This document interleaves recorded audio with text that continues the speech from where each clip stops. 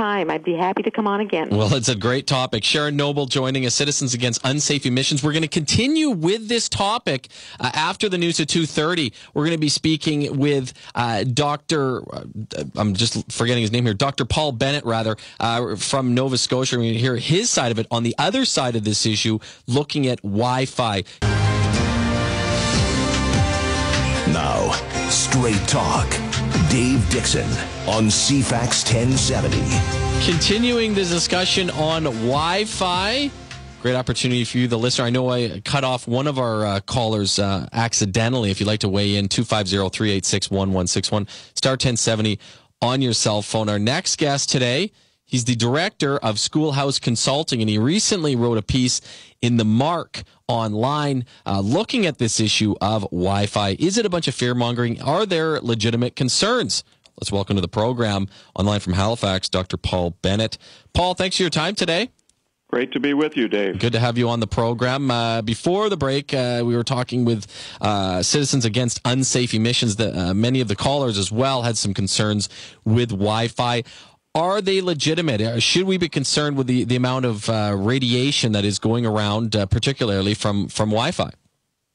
Well, Dave, I think the scaremongers are descending upon our schools.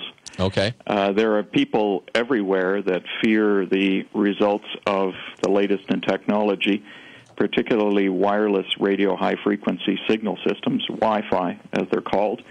And it all started in Simcoe County in Ontario. And that's quite a story in and of itself. I think everyone is concerned about children. We have to be particularly concerned about them. If there is a danger for prolonged exposure and that it's proven to be unsafe for kids, I'd be the first one to say let's unplug the Wi-Fi systems. The evidence so far isn't there. We've got a number of parent groups speaking out, including Citizens Against Unsafe Emissions.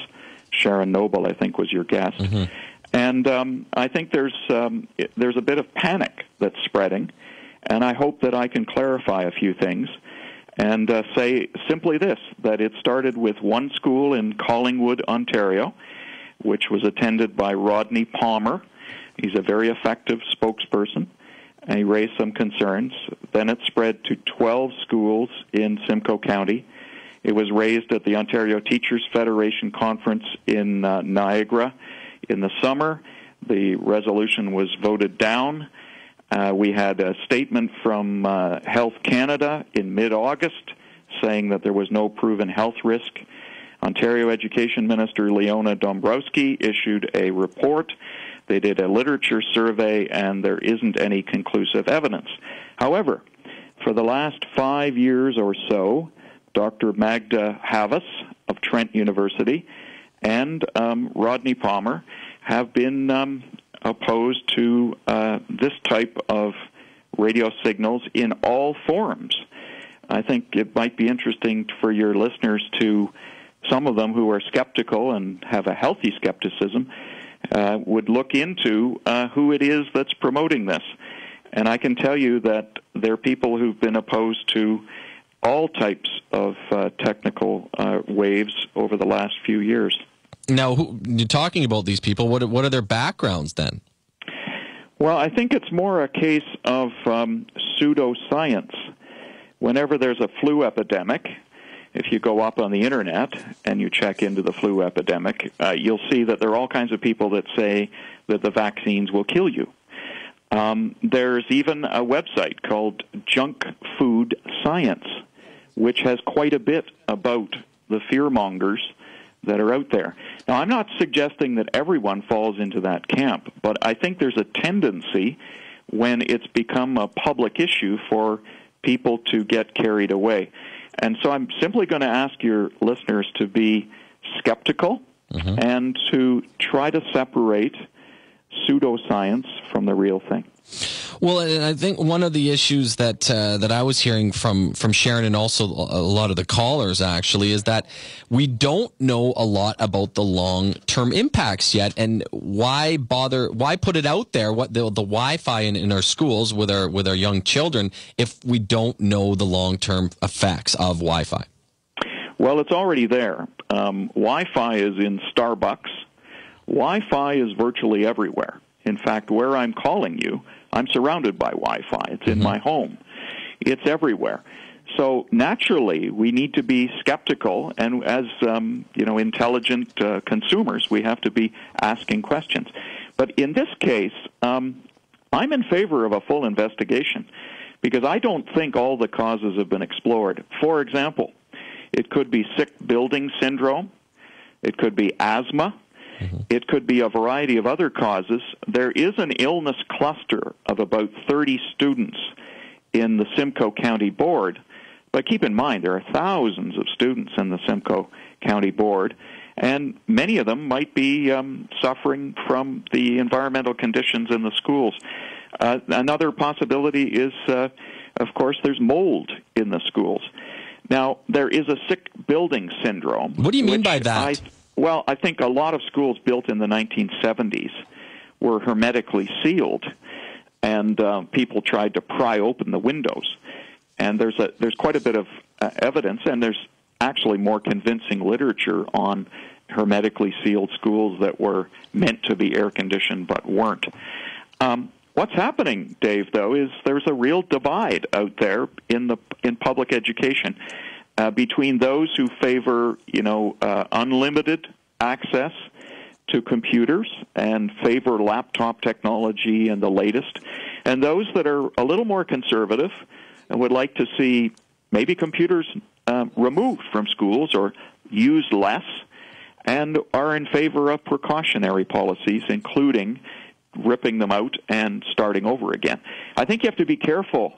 There's still a lot of Luddites around, people who just don't particularly like computers. Let's go to the phone boards. We have a jammed phone board. First up is Chris, who I inadvertently cut off before the break. Sorry, Chris. I'm glad you called back. Go ahead. Yep, thank you. Well, this is a very real and potent environmental pollutant we're talking about here. And, of course, you're going to get a lot of qualified doctors and so forth who are taking the situation as being benign. Yes, of course, the evidence isn't in. The Wi-Fi just arrived. But if you look at comparable types of radiation exposure, there's a very real pattern of illness. I happen to be in the business of testing for electromagnetic fields as well. I come from a business background, not a PhD background, and have found that many clients are getting much better after they relieve their exposures to this hazardous new form of pollution. Now, we have a monkey see no evil attitude in our government and in most of the medical establishment and scientific establishment. Bear in mind, there's no. I've been studying this since the late 70s. I mean, I was in the business of climbing up towers and installing all kinds of equipment, and I think it saved my life to read about the dangers that posed for my health. But anytime you get you take one of the basic factors of evolution, whether it's heat, humidity, temperature, and in this case the electrical environment, and in this case you magnify it by over 2 trillion times, which is what Code 6 allows, you can expect problems. And that's what we have. We're putting our young people at risk. They're roughly 10 to 100 times more vulnerable to any toxin. And don't be fooled. This is toxic. This is a very real bioactive environmental agent. Okay, Chris, I appreciate the call. Any response to that, Paul? I'm afraid Chris is a bit of a scaremonger.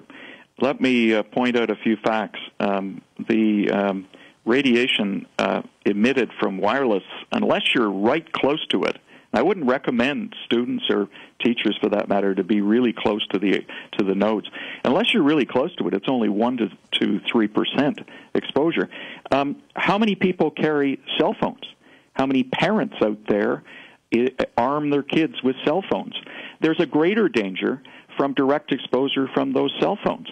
And I think we have to draw the line here. And I'm really pleased that Chris is raising that concern.